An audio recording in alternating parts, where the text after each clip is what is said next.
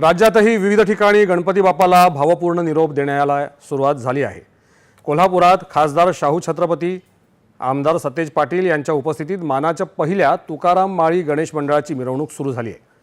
नागपुरात रेशीमबाग इथून नागपूरच्या राजाच्या विसर्जनाला सुरुवात झाली आणि भाविकांच्या अलोट गर्दीत बाप्पाचं विसर्जन करण्यात आलं।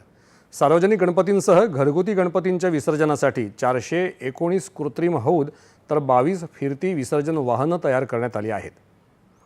नाशिक जिल्ह्यात चांदीच्या सिद्धिविनायक गणपतीचं पारंपरिक मिरवणुकीनंतर विसर्जन करण्यात आले।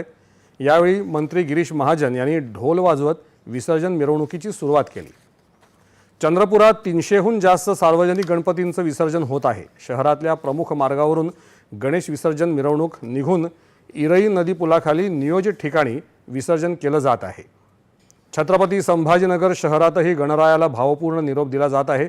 कृत्रिम तलाव, विहिरी आणि इतर पाणवठ्यांवर गणरायाचं विसर्जन केलं जात आहे।